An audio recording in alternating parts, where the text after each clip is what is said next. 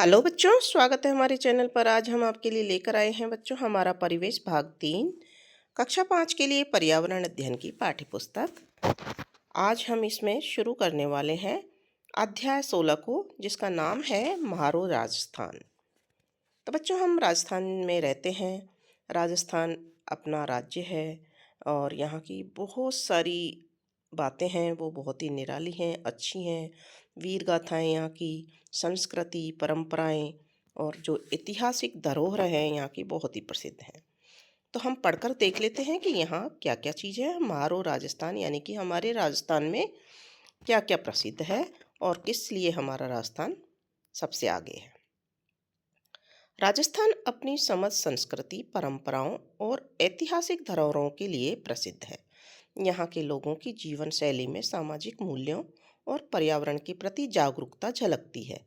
राजस्थान की सांस्कृतिक परंपराएं न केवल मनोरंजन का साधन है, बल्कि इनमें समाज को जोड़ने और सहेजने की शक्ति भी है।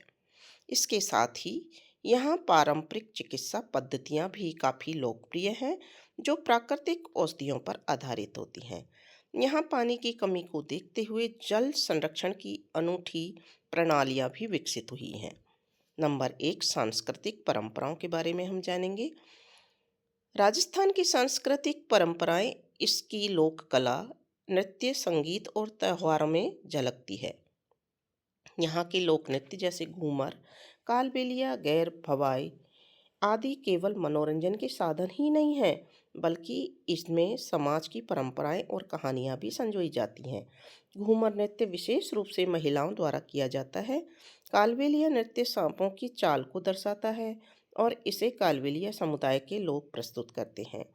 भवाई नृत्य में स्त्रियां मटकों को सिर पर रखकर संतुलन बनाते हुए नृत्य करती हैं, जो उनके संतुलन और कलात्मक कौशल को दर्शाता है।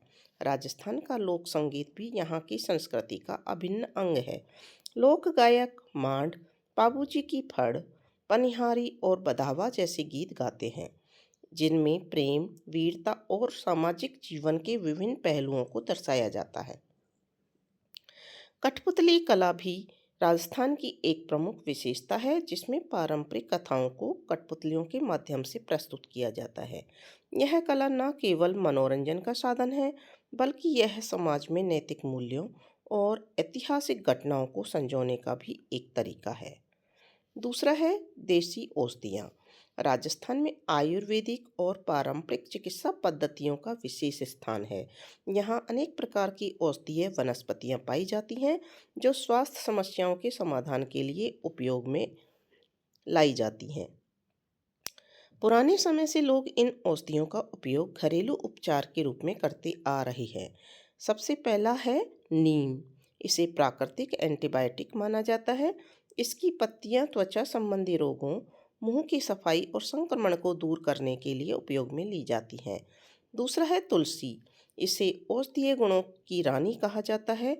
तुलसी का सेवन सर्दी, खांसी से बचाव के लिए किया जाता है और यह रोग प्रतिरोधक क्षमता को भी बढ़ाती है। तीसरा है ग्वारपाठा, जिसको हम एलोवेरा भी कहते हैं। यह त्वचा और पेट संबंधी समस्याओं में लाभकारी होता है। इसके रस का उपयोग घाव भरने, जलने और बालों की देखभाल के लिए किया जाता है। अगला है आंवला। यह विटामिन सी का प्रमुख स्रोत है और इम्यूनिटी बढ़ाने में सहायक होता है। यह आँखों, बालों और पाचन तंत्र के लिए फायदेमंद होता है। इससे अगला है अश्वगंधा। यह एक महत्वपूर्ण जड़ी बूटी है, जिसका उपयोग मानसिक तनाव कम करने, शरीर की ताकत बढ़ाने और ऊर्जा बनाए रखने के लिए किया जाता है। राजस्थान में पारंपरिक और प्राकृतिक चिकित्सा भी प्रचलित है। जड़ी बूटियों से दवाइयाँ बनाई जाती हैं। आज भी कई लोग आधुनिक चिकित्सा के साथ साथ इन पारंपरिक औषधियों पर विश्वास रखते हैं। अब हम जानेंगे जल संरक्षण के बारे में कि राजस्थान के अंदर जल संरक्षण की क्या भूमिका है। राजस्थान एक शुष्क राज्य है। शुष्क का मतलब यहाँ पर वर्षा कम होती है। जहाँ वर्षा कम होती है और जल के स्रोत सीमित हैं, इसलिए यहाँ लोगों ने पारंपरिक जल संरक्षण प्रणालियाँ विकसित की हैं, जो संग्रहण और प्रबंधन में अत्यंत प्रभावी हैं। पहली है बावड़ियाँ। राजस्थान में प्राचीन काल से ही बावड़ियों का निर्माण किया जाता रहा है। ये गहरी सीढ़ीदार संरचनाएं होती हैं जिनमें वर्षा जल एकत्र किया जाता है। जयपुर, जोधपुर और बूंदी की बावड़ियां अपनी सुंदरता और उपयोगिता के लिए प्रसिद्ध हैं। दूसरा है तालाब। गांवों और कस्बों में जल संरक्षण के लिए बड़े बड़े तालाब बनाए जाते हैं।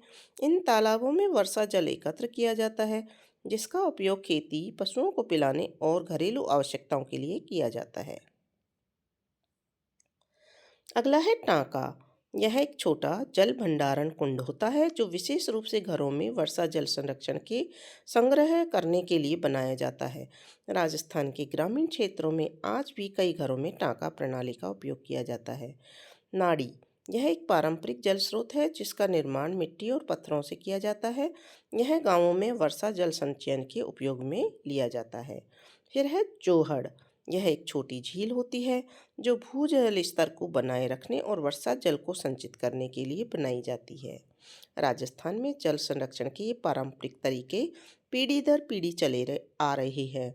आधुनिक समय में अब जल संकट गहराता जा रहा है। इन तकनीकों का महत्व और भी बढ़ गया है। राज्य सरकार और विभिन्न संस्थाएं जल संरक्षण की इन पारंपरिक प्रणालियों को पुनर्जीवित करने का प्रयास कर रही हैं। राजस्थान की समृद्ध संस्कृति, परंपरागत ज्ञान और प्राकृतिक संसाधनों का विवेकपूर्ण उपयोग हमें सिखाता है कि हम अपने समाज और पर्यावरण को कैसे संतुलित रख सकते हैं। देसी औषधियों, जल संरक्षण और लोक कला जैसी पारंपरिक परंपराओं को सजो कर रखना हमारी जिम्मेदारी है। यदि हम अपनी परंपराओं को पहचानें और उनसे सीखें तो हम आत्मनिर्भर और समृद्ध समाज की ओर बढ़ सकते हैं। तो बच्चों, ये था आपका पाठ हमारो राजस्थान। हमारे राजस्थान की बहुत सारी विशेषताएं हमने इस पाठ में पढ़ी हैं, देखी हैं, और हम यहाँ रहते हैं तो हम अपनी विशेषताओं के बारे में जानते भी हैं। अब शुरू होता है अभ्यास कार्य। सबसे पहले है सही उत्तर चुनो।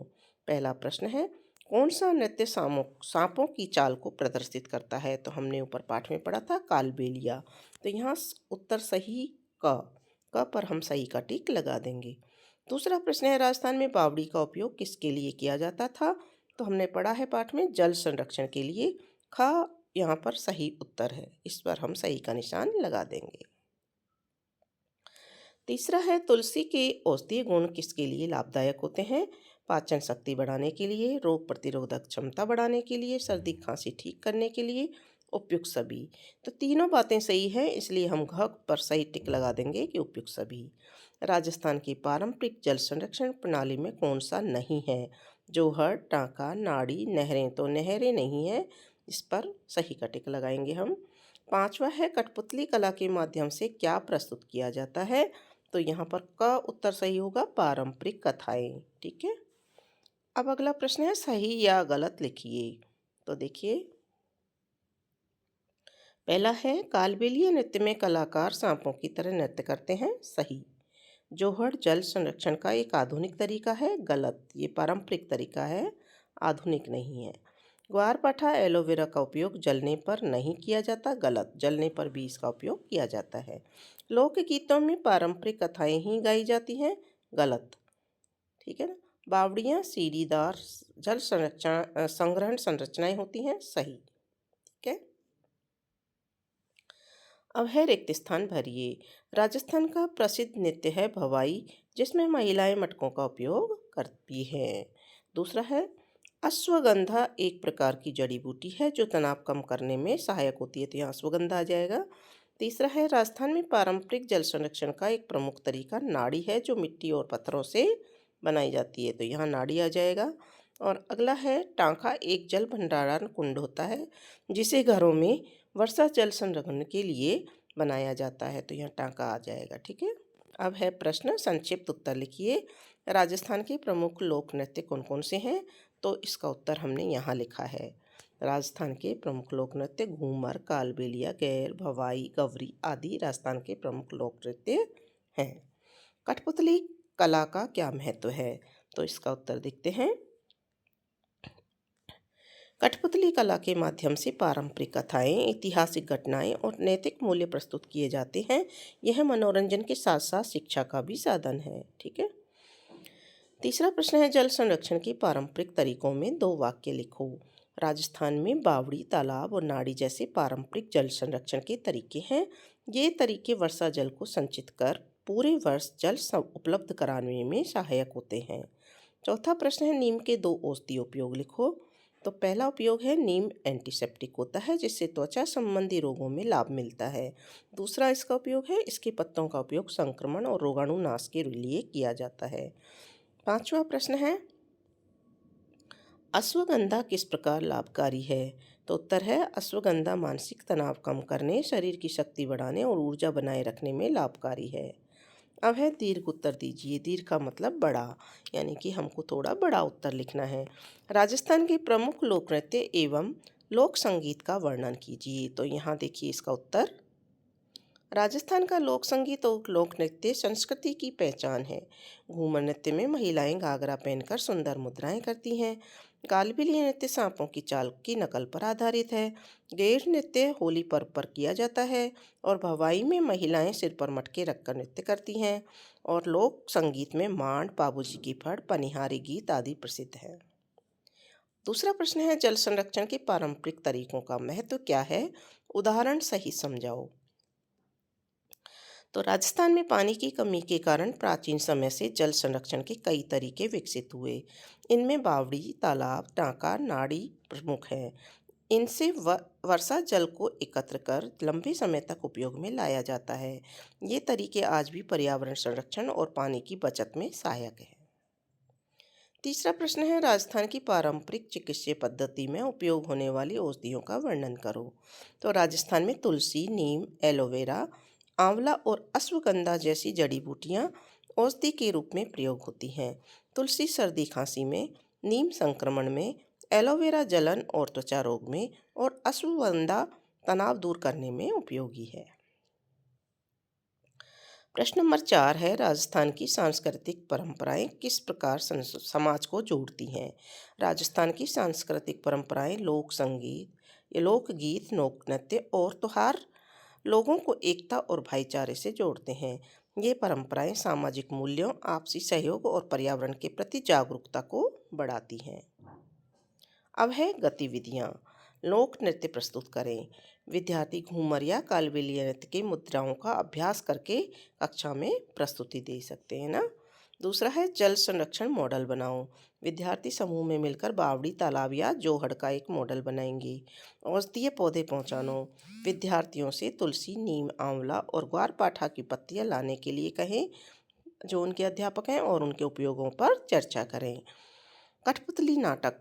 विद्यार्थी एक छोटा कठपुतली शो तैयार करें जिसमें राजस्थान की किसी लोकगाथा को प्रस्तुत करें। फिर है, पोस्टर बनाओ। राजस्थान की जल संरक्षण प्रणालियों या देसी औषधियों पर एक पोस्टर बनाकर कक्षा में प्रस्तुत करना है। तो ये 5 यहाँ पर आपके दे रखे हैं गतिविधि। तो सबसे पहली है गतिविधि अपनी लोक नृत्य प्रस्तुत करें, यानी कि आपको खुद को करना है, नाचना है, दिखाना है लोक नृत्य कैसे होता है। तो यह एक बहुत ही रोमांचक गतिविधि है। घूमर और कालबेलिया दोनों ही राजस्थान की समृद्ध संस्कृति के जीवंत प्रतीक हैं। यहाँ छात्रों के लिए अभ्यास और प्रस्तुति के लिए एक मार्गदर्शिका दी गई है। हमने लिखा है, इसको आपको करके दिखाना है लेकिन हम लिख करके बता रहे हैं। घूमर शालीनता और संतुलन। यह नृत्य मुख्य रूप से महिलाओं द्वारा एक घेरे में किया जाता है। दूसरा, मुद्राएं और अभ्यास। चक्कर, धीमी गति से गोल घूमना जिससे घाघरा गोल घूमे, इसे घूमना कहते हैं। हाथों का संचालन, हाथों को ऊपर उठाकर ताली बजाना और उन्हें हवा में घुमाना। ताल, ढोलक और मंजीरे की थाप पर कदम बढ़ाना।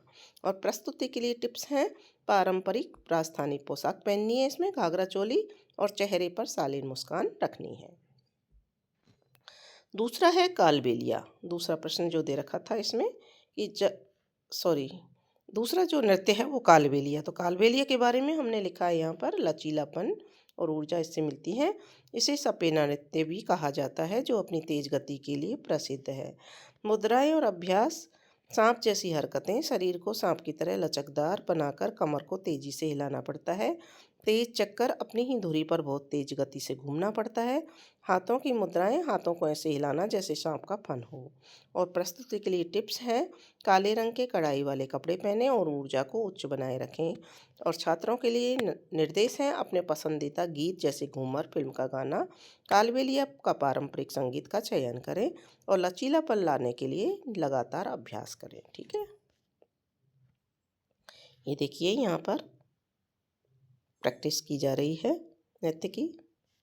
ठीक है, फिर दूसरा था प्रश्न हमारा, जो गतिविधि है जल संरक्षण का मॉडल बनाना है। इसमें हमको मॉडल बनाना है, जिसमें हम क्या कर सकते हैं, देखिए।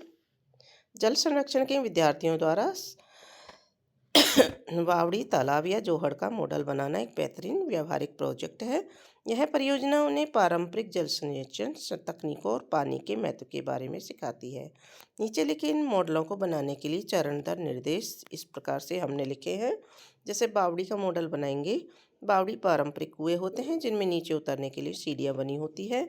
इसके लिए कार्डबोर्ड, थर्माकोल, मिट्टी, क्ले, पेंट, गोंद, छोटी सीढ़ियाँ माचिस की तीलियों से और पानी से बना सकते हैं। बनाने की विधि है, बेस तैयार करना है आपको। थर्माकोल या कार्डबोर्ड के आधार पर एक गहरा चौकोर गड्ढा काटना है।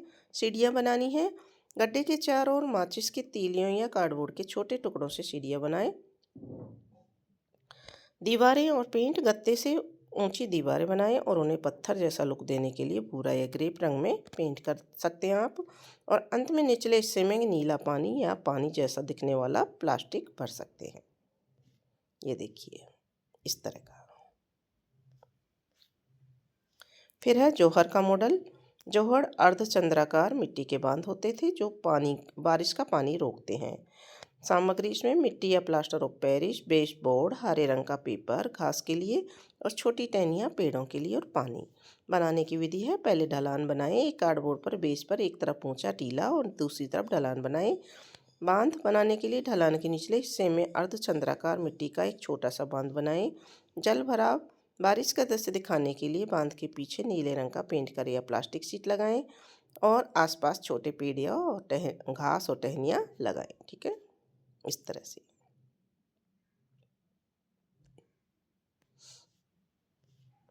तालाब का मॉडल बनाने के लिए सामग्री नीली शीट, पत्थर, मिट्टी, रेत और छोटे पौधे। बनाने की विधि है, कार्डबोर्ड के बेस को मिट्टी से ढकें और बीच में एक गहरा गोल तालाब का आकार खोदें। तालाब के किनारों को छोटे पत्थरों से सजाएं। नीली शीट या पेंट से पानी का दृश्य बनाएं और किनारों पर छोटे पौधे लगाएं। इस तरह का तालाब आप बना सकते हैं। ठीक है, फिर है तीसरी जो गतिविधि थी, औषधीय पौधों को पहचानो। इसमें पहचान करनी है आपको ला करके कि तुलसी का पौधा, नीम, आंवला और ग्वारपाठा। यह गतिविधि विद्यार्थियों को औषधीय पौधों की पहचान करने और उनके उपयोगों के बारे में चर्चा करने में मदद करती है। तुलसी के बारे में जब चर्चा करेंगे तो क्या बता सकते हैं, सर्दी, खांसी और प्रतिरक्षा प्रणाली को मजबूत करने में उपयोगी है। नीम त्वचा रोगों, संक्रमणों और रक्त शोधन के लिए जानी जाती है। आंवला विटामिन सी का समृद्ध स्रोत है और पाचन और बालों के लिए स्वास्थ्य में मदद करता है। और ग्वारपाठा त्वचा की देखभाल, घावों को भरने और पाचन में सहायक होता है।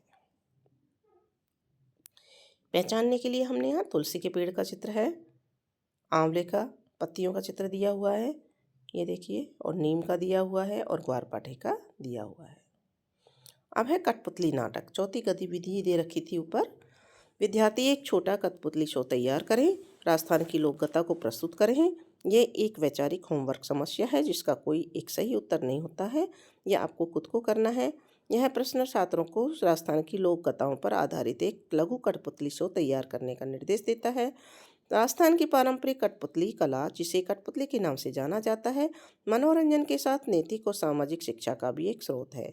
छात्रों को अमर सिंह राठौड़ की कथा जैसी लोकप्रिय राजस्थानी लोक कथाओं पर शोध करना चाहिए। यानी कि पहले आप कथा को पढ़ें, समझें कि उसमें कौन कौन से हमको चरित्र निभाने हैं और उसके आधार पर कठपुतलियाँ बनानी चाहिए जिनका सिर लकड़ी का होता है और धड़ कपड़े का होता है। कहानी के लिए एक स्क्रिप्ट तैयार करनी चाहिए। प्रदर्शन में कहानी सुनाना, किस्सा जो गोई जिसको कहते हैं, कठपुतलियों का संचालन शामिल होगा। और यह परियोजना छात्रों को सांस्कृतिक कला रूपों के साथ एक व्यवहारिक अनुभव और गहरा जुड़ाव प्रदान करती है। तो इस तरह से कठपुतली शो आप तैयार कर सकते हैं। फिर 5वीं गतिविधि है पोस्टर बनाओ। यह एक वैचारिक गृह कार्य समस्या है जिसमें छात्रों को राजस्थान की जल संरक्षण प्रणालियों या देसी औषधियों पर एक पोस्टर बनाने और कक्षा में प्रस्तुत करने के लिए कहा गया है। यहाँ कुछ मुख्य बिंदु दिए गए हैं जिन्हें पोस्टर बनाते समय शामिल किया जा सकता है। छात्रों को राजस्थान की जल संरक्षण प्रणालियों या देसी औषधियों पर एक पोस्टर बनाना है। तो राजस्थान में जल संरक्षण की पारंपरिक विधियों में जोहड़, टांका, नाड़ी और बावड़ी शामिल है। ये प्रणालियाँ स्थानीय पर्यावरण के अनुकूल हैं और वर्षा जल को संचित करने में मदद करती हैं। पोस्टर में पानी बचाओ, धरती बचाओ जैसे आकर्षक नारों का भी उपयोग किया जा सकता है। देसी औषधियों के विषय में स्थानीय पौधों और उनके औषधियों के उपयोगों को दर्शाया जा सकता है। ठीक है।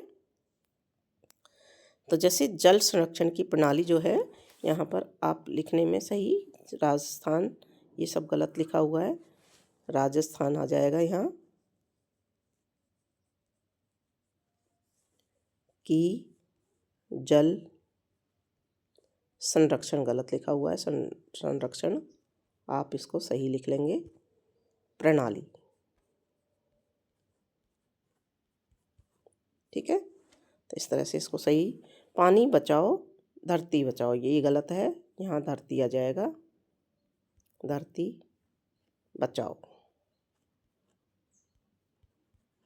ठीक है। तो इस तरह से आप जो पोस्टर तैयार करेंगे उसमें इस तरह से आप दिखा सकते हैं।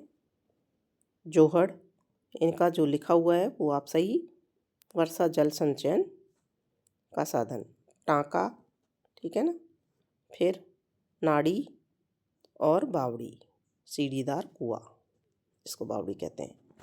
ठीक है। तो इस तरह से आप पोस्टर तैयार कर सकते हैं और इसी के साथ में आपका ये चैप्टर भी कंप्लीट हो जाता है बच्चों। आगे के चैप्टर को, ये चैप्टर आपको समझ में आ गया होगा और आगे के चैप्टर के साथ मिलेंगे अगले वीडियो में। आप हमारे चैनल को सब्सक्राइब कीजिए, शेयर कीजिए और वीडियो को लाइक कीजिए और कमेंट बॉक्स में एक प्यारा सा कमेंट जरूर लिख दीजिए।